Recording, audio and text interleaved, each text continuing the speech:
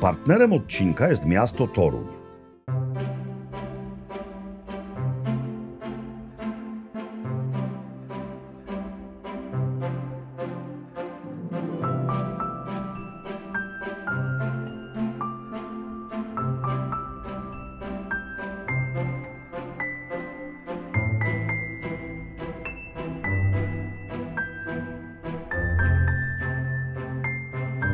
Dzień dobry Państwu. W zasadzie pogoda jest taka, że mógłbym powiedzieć dobry wieczór. Nikt by się nie zorientował, no bo taką mamy pogodę w tych jednych z najkrótszych dni w roku. Koniec prawie roku, szarówa, ale chcę Wam dzisiaj udowodnić po raz kolejny, że Toruń, bo dalej będziemy w Toruniu, wart jest odwiedzin, niezależnie od tego, jak za oknem w sensie aury. Mnóstwo atrakcji dzisiaj i kompletnie się nie przejmujemy tym, że tak szaro-buro. Będzie wesoło, wspaniale, radośnie i świątecznie.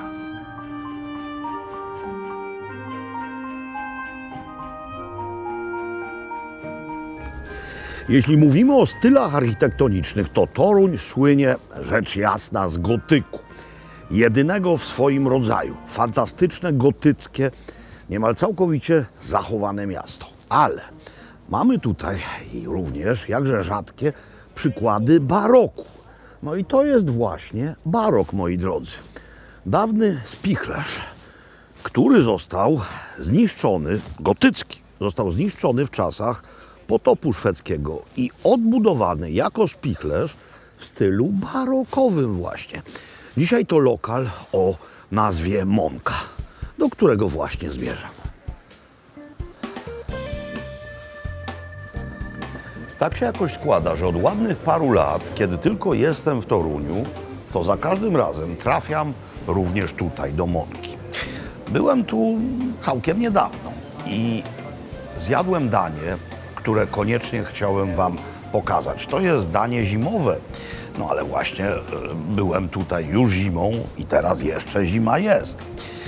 Danie zupełnie doskonałe i wpisujące się idealnie w fakt, że jesteśmy na toruńskim piernikowym szlaku kulinarnym. To jest mianowicie owa rzecz.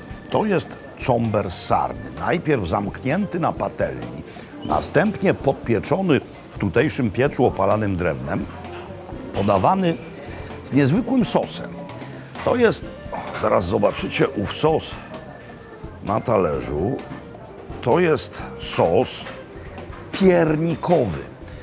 Sos zrobiony na bazie wytrawnego piernika. I ten sos jest świetny, ale spójrzcie jak wygląda perfekcyjnie ów comber sarny. No jest jeszcze jedna rzecz tutaj, która jest składową owego dania. To są mianowicie grzyby. Wśród tych grzybów jest prawdziwy rarytas. To jest to, mianowicie siedzuń sosnowy, zwany też szmaciakiem albo kozią brodą. Leśny grzyb rosnący w pobliżu pnia sosny, bo jest też siedzuń jodłowy, ale on jest pod ochroną, o wspaniałym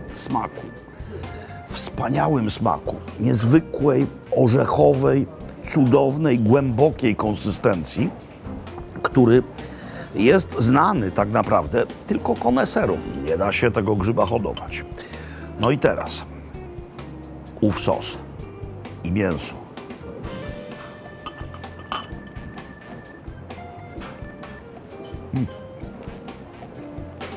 To jest po prostu tak spójna i kompletna kompozycja, gdyż, jeszcze raz podkreślam, wytrawny piernik, a siedzuń świetne. Mówiłem o piecu.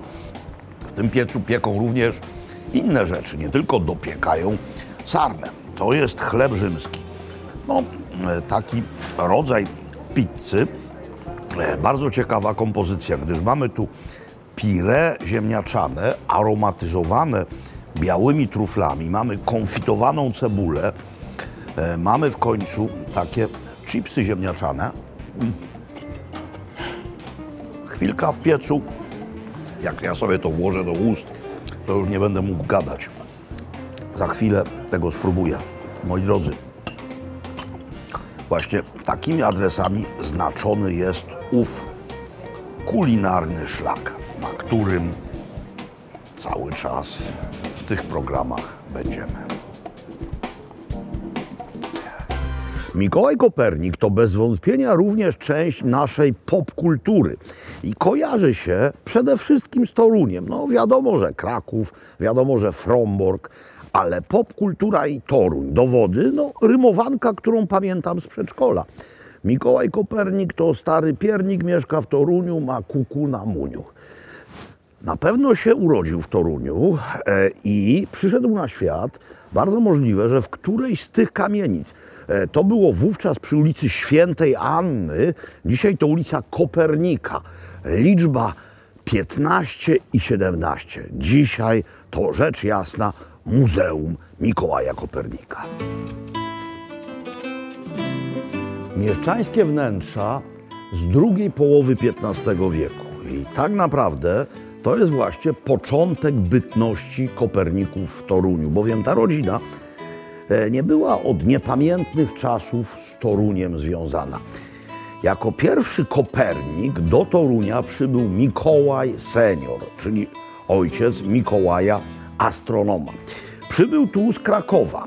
Był związany z kardynałem Oleśnickim i prawdopodobnie był polskim szpiegiem, bo Toruń wówczas był we władaniu zakonu Najświętszej Marii Panny, mówiąc popularnie Krzyżaków. To przecież oni Toruń założyli.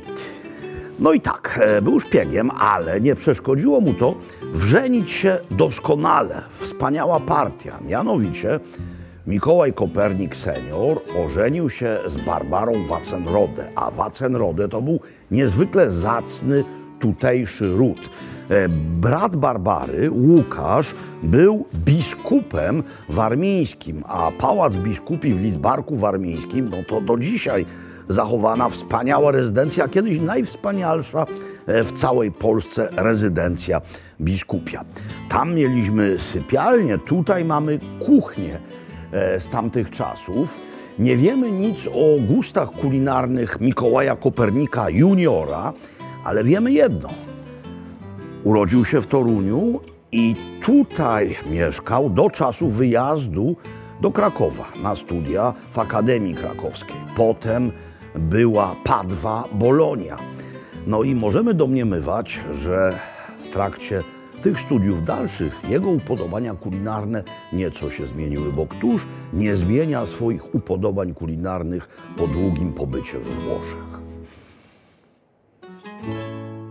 Muzeum jest wielopiętrowe, interaktywne i mówi nam nie tylko o samym Mikołaju Koperniku, również o jego czasach, ale też o innych wybitnych, genialnych astronomach żyjących zarówno wcześniej, jak i później. Do naszych czasów nie zachowało się nic z instrumentarium Kopernika. Kupili je uczniowie genialnego astronoma duńskiego Tycho de Brahe.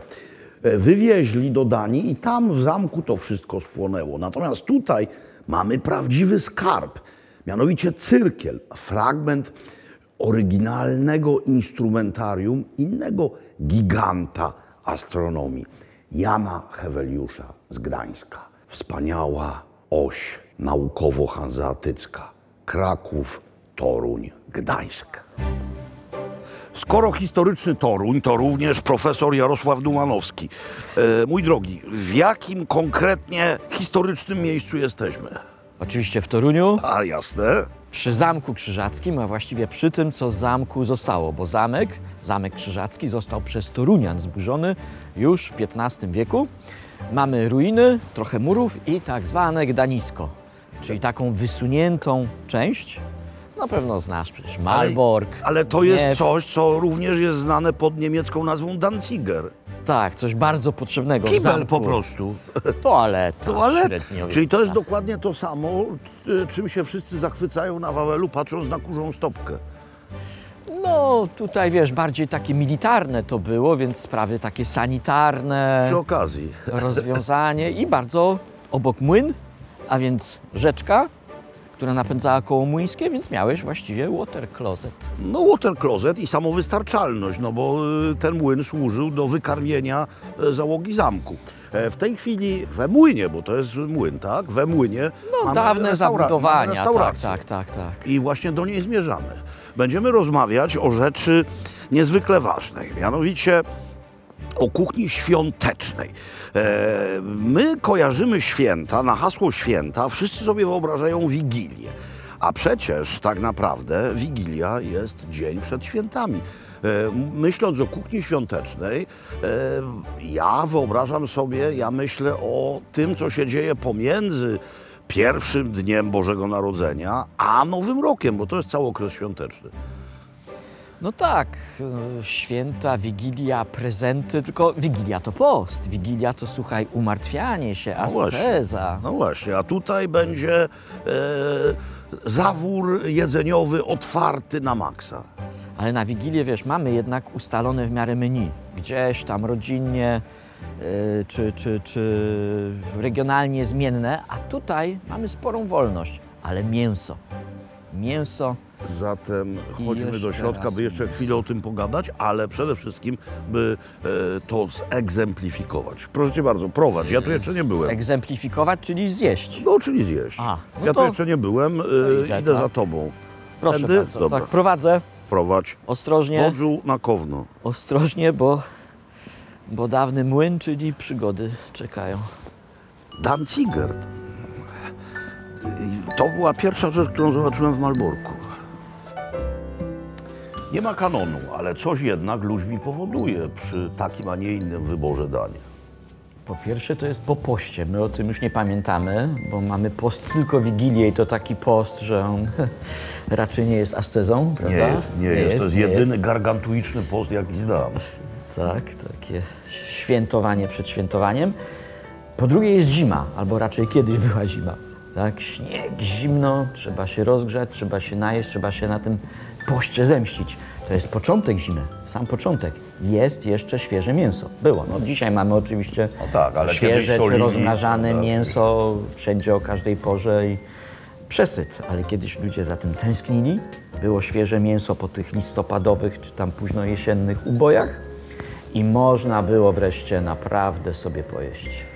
Mówiłeś o braku jednego kanonu, ale o pewnych tropach regionalnych. I wy właśnie tutaj, na Pomorzu, po tej stronie Wisły Pomorze, po drugiej stronie Kujawy, województwo kujawsko-pomorskie, ale w Toruniu Pomorze, macie coś specjalnego od dawna. No, mamy wiele rzeczy. Mamy Ale- pierniki, które mogą być Ale ja dodawane, mówię o mięsie. No dobra, pierniki które mogą być tak. dodawane do mięsa, mogą być przyprawą i mamy gęsinę. Tak? Właśnie. Gęsina nam się kojarzy z listopadem, święty Marcin, dzisiaj ze świętem niepodległości. Niezwykłe takie skojarzenie, ale to był taki sezon, który, no takie największe natężenie, prawda? Te gęsinowe uczty od Marcina do Szczepana, czyli świętego Szczepana, drugi dzień świąt. Gęsina. Gęsina, a z gęsiny, z której no, Kujawy, Pomorze, ale też Wielkopolska słynęły przez wieki, można wyczarować bardzo wiele, zwłaszcza jak się człowiek w produkcji i w kuchni specjalizuje, to jest to cała seria niezwykłych dań. Czy grzebiąc w archiwach, robiąc kwerendę dawnych zachowanych książek kulinarnych, czy też innych dzieł, w których wspomniane są kulinaria, natrafiłeś na jakieś naprawdę stare, świąteczne przepisy? Tak, tutaj na potrzeby naszego spotkania koniecznie chciałem znaleźć coś z Torunia, tak? Czyli wziąłem książkę kucharską z Torunia, ona nie jest aż taka tam, nie wiem, średniowieczna, chociaż mamy jakieś krzyżackie receptury z XV wieku, ale Zjadliwe do dzisiaj? no, myślę, że tak, bo wiesz, często to jest interpretacja Jasne. i talent szefów, taka wrażliwość. Zawsze to filtrujemy przez nasze jakieś wyobrażenia i smak, a ponieważ to w Toruniu szefów, kucharzy mamy wspaniałych, więc ja nie narzekam. Ale wziąłem książkę kucharską z Torunia z 1885 roku pod takim mało charakterystycznym tytułem Kuchnia Polska i tam szczególnie mnie urzekło coś takiego jeszcze jak ozory. Z jednej strony no, podroby, niby skromne, Gdzie Piąta trochę Ćwiartka? zapomniane, ale właśnie cała legenda, cała tęsknota, całe to rozmarzenie, które wyczułem w Twoim głosie. I tam było takie coś bardzo archaicznego, no bo święta to tradycja, tradycja to coś starego. Chyba dobrze mówię. Dobrze. I tamte ozory Dobrze są... mówisz, dać ci herbaty. Nie, że musisz pić od razu, tylko No ale- żeby się ogrzeć. I tamte ozory. I tamte ozory są tak na słodko, w sosie szarym, czyli takim z rodzynkami, z przyprawami, tak jak trochę jak na Wigilię, jak ryba, jak karp, czyli jakby już mięso, już świętowanie, ale jeszcze, bo święta mi się kojarzą z tym aromatem, może dlatego, że w Toruniu, jak weźmiesz wdech, to wszędzie pierniki, zwłaszcza pod fabryką pierników. Korzenie, herbata zimowa. Herbata zimowa i właśnie to, o czym wspominasz. I te sosy słodkie, aromatyczne, nawet do mięsa. Na razie jeszcze z kuchni żaden zapach się nie wydobywa, ponieważ akcja tam jeszcze się nie zaczęła, ale ja rozumiem, że byłeś poniekąd współkreatorem tego, co szefowie za chwilę w kuchni przygotowywać będą. No ja tylko wyszukiwałem przepisy, naradzaliśmy się wspólnie w większej grupie tutaj uczestników naszego toruńskiego piernikowego szlaku kulinarnego, bo taki mamy. Tak. To nie znaczy, że jemy tylko pierniki. Mówię o tym na każdym kroku. No nie tylko piernikiem człowiek żyje, nawet tak, jeśli to tak, jest tak. ważna część życia. Bo to jest raczej, chodzi mi o smak, o pewną taką poetykę kuchni. O ten aromat niż o produkt. Ale moim zdaniem przemawia przez ciebie w tej chwili profesorska skromność. Nie, łakomstwo. Łakomstwo, czyli mamy przestać gadać i pozwolić zacząć działać w kuchni. Jak radzisz, myślę, że to nie jest zły pomysł. Profesorskie słowo, rzecz święta. Do kuchni.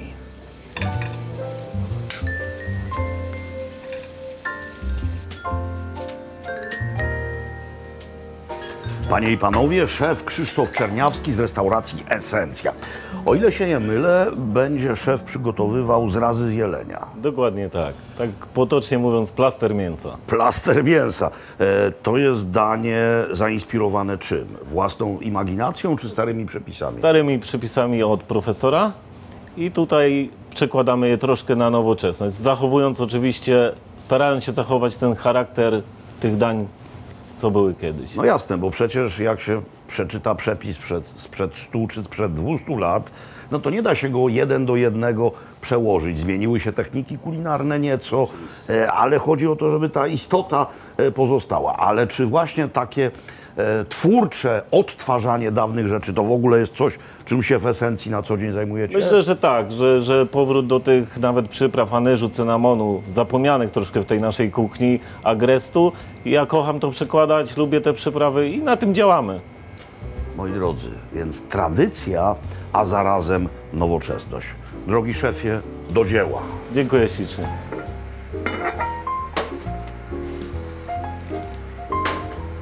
Moi drodzy, przed Państwem szef Dawid Wojciechowski z restauracji Salt. Jak widzicie, niebagatelny szef. Witam, dzień dobry. To chyba pochwała naszych słów. Chyba tak. Co za urządzenie się włączyło? Jakiś czujnik. Jakiś czujnik, tak. Ale nie był to czujnik ruchu, bo jesteśmy Bardzo sztywno, słaboruchowi. tak, bardzo, tak, dokładnie, wszystko się zgadza. Szefie, twoja dzisiejsza propozycja jest niezwykle intrygująca, bo z jednej strony jest to rosół, ale nie byle jaki, kaczo-gęsi, prawda? Tak, jest to rosół z gęsi i kaczki, jest to przepis z 1885 roku, do którego podamy grzankę z wątróbką gęsią, tak, która grzanka też będzie nawiązywała do naszego szlaku i do miejsca, w którym się znajdujemy, Właśnie, tak. Cały clue programu w tym, z czego jest ta grzanka.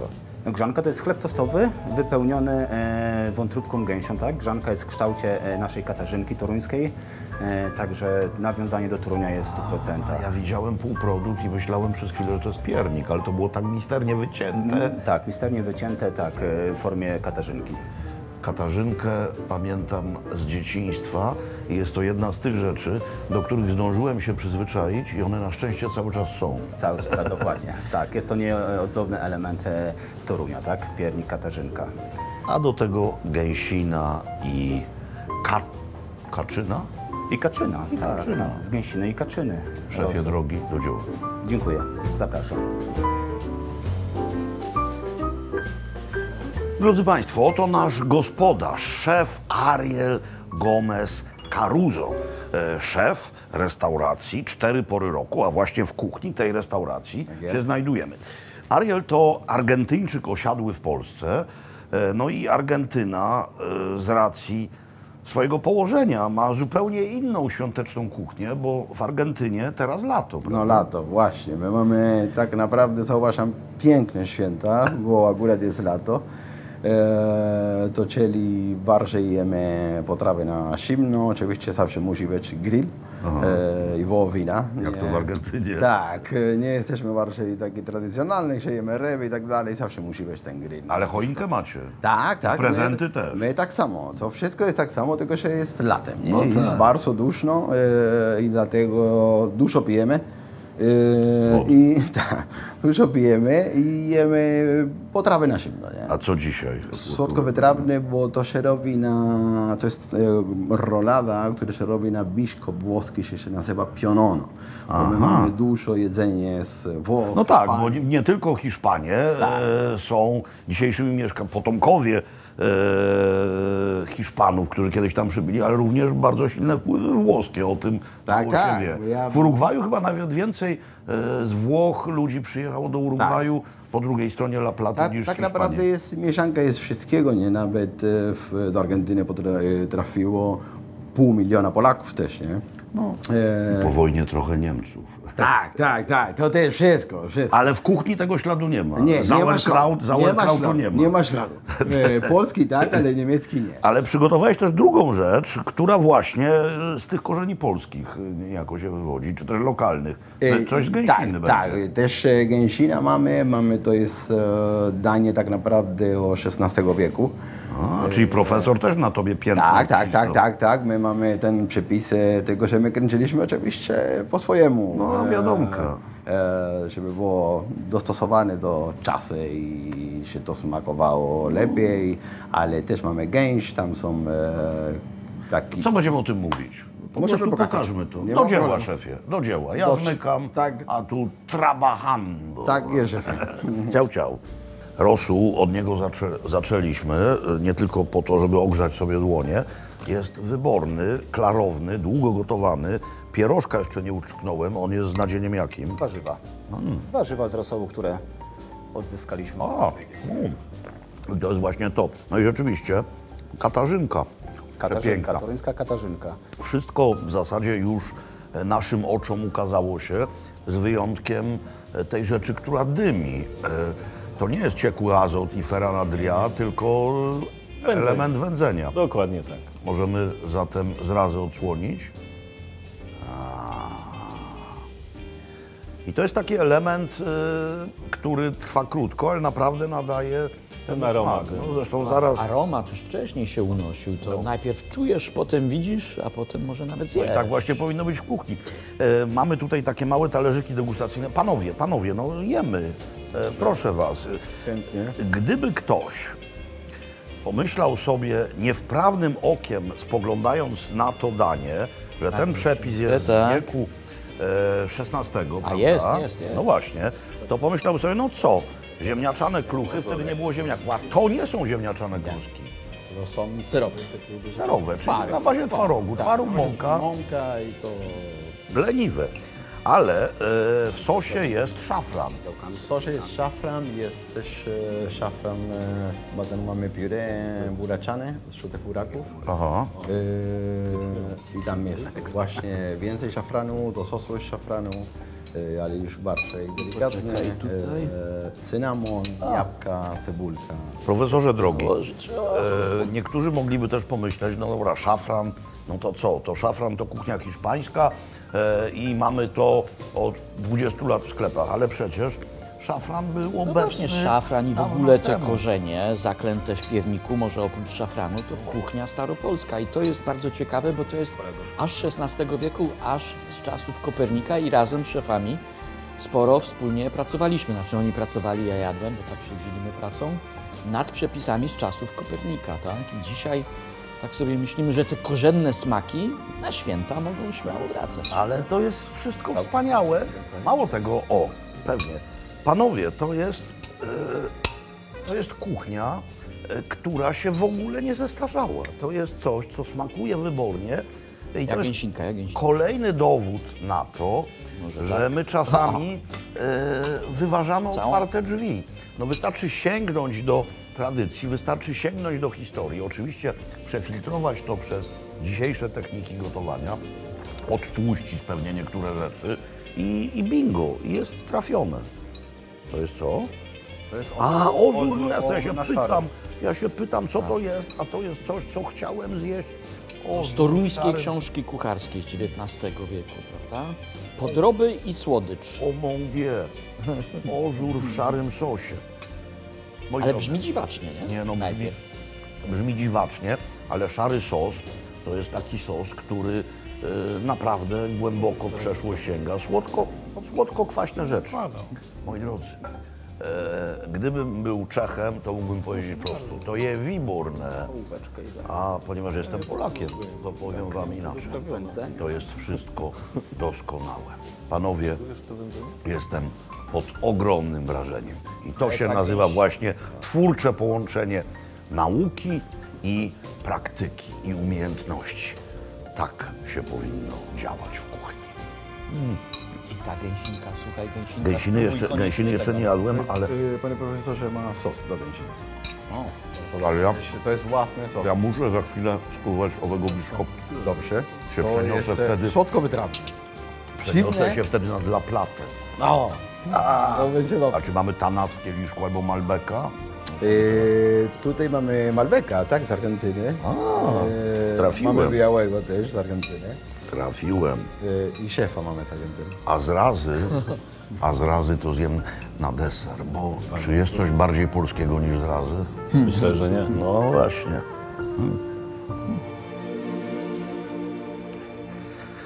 Moi drodzy, za chwilę zmierzcha. Kiedy szedłem tędy rano wzdłuż bulwaru filadelfijskiego przy Wiśle, to w zasadzie światło było takie samo. Było niemal tak samo ciemno, ale wierzajcie mi, zaraz ciemno będzie i my tę ciemność zobaczymy. Powoli się żegnamy z Toruniem, ale jeszcze nie teraz i jeszcze nie tu. Teraz niezwykle ważne miejsce, które upamiętnia owa tablica z tym zdjęciem. To jest zdjęcie z planu filmowego z rejsu. W tymże filmie, no wiadomo, wielkie gwiazdy, Stanisław Tym, świętej pamięci, ale również przewija się tam mój serdeczny przyjaciel Piotr Bikont, niestety też świętej pamięci. No i kto wie, może to nawet jest on tutaj, stojący tyłem. On był jednym z pasażerów owego statku, który był zacumowany przez jakiś czas właśnie tutaj, do kapitana na pokład. No więc ja też do kapitana na pokład, tylko że to nie ta jednostka. My mamy ową wspaniałą, niezwykłą jednostkę zacumowaną tam i o tej jednostce słów więcej już na pokładzie. Wisła oczywiście, moi drodzy, o tej porze roku potężna i z powodów żeglugowych to nawet lepiej, że jesteśmy tutaj w grudniu, a nie w środku lata, bo ona była wtedy, mówię o rzece, znacznie mniejsza i płytsza. Żegluga, i to żegluga nie byle jaka przed nami. To jest jedyna w całym kraju naszym takowa jednostka. Odwzorowana na łodzi, która kiedyś przewoziła towary. Kiedy? Mianowicie w XV wieku. W toruńskim kościele Najświętszej Marii Panny jest fresk, który nie przedstawia alegorii żeglarskiej, lecz wierny wygląd czegoś, co nazywało się nasutą. To jest właśnie nasuta i na podstawie tego fresku takowa nasuta została odtworzona. Dzisiaj, chociaż ona też ma żagiel, pływa poruszana mocą silnika, ale kiedyś to były wiosła, prąd rzeki oraz wiatr. Jeśli wpłynęło się na zalew morski, no to do środka. Na pokład. Kapitanie, na pokład. Naszym kapitanem, a zarazem inicjatorem rekonstrukcji Nasuty jest pan Marcin Karasiński. Oczywiście ta rekonstrukcja odbywała się przy udziale doświadczonych szkutników. Rejs ową jednostką jest na liście toruńskiego piernikowego szlaku kulinarnego. Zapytacie, a cóż ma pływanie Wisłą do pierników? Za chwilę to wyjaśnimy. A podeprę się spektakularnym widokiem. Płyniemy teraz zgodnie z nurtem rzeki, czyli tam jest Kraków, a tam jest Gdańsk. No i musimy uświadomić sobie coś, co wcale nie jest w dzisiejszych czasach takie oczywiste. Jeździmy na przykład między Gdańskiem a Krakowem autostradą i na tej autostradzie mijamy cały szereg tirów. I chodzi o to, by zdać sobie sprawę, że w średniowieczu to właśnie owa Wisła była autostradą, a my jesteśmy na pokładzie ówczesnego tira. To właśnie czymś takim wożono towary. Zatem kogi, czyli te pełnomorskie jednostki, wpływały do Gdańska, czasami mogły też wpłynąć do Torunia, jeśli stan Wisły był wysoki, ale to nie zawsze się udawało. Więc towary przeładowywano na Nasuty. Jakie towary? Przeróżne, ale również przyprawy korzenne i stąd właśnie pierniki. Stąd pierniki w Toruniu. Gdańsk, Toruń, Kraków to wszystko miasta hanzeatyckie. I tu znowu pokłon owemu niezwykłemu średniowiecznemu związkowi handlowemu, związkowi, czyli Hanzie. Bogactwo, źródło bogactwa, wolny handel, przepływ towarów to źródło bogactwa. A siedząc tutaj i nieco marznąc, muszę wam powiedzieć, że całkowicie tego nie żałuję, ponieważ sami widzicie, Toruń wart jest odwiedzin o każdej porze roku, więc pamiętajcie o Toruniu. Pamiętajcie o tym wszystkim, co tutaj pokazywaliśmy. Pamiętajcie również o rejsie, ową niezwykłą jednostką. Nasuta. Do widzenia. Wesołych świąt. Wszystkiego dobrego.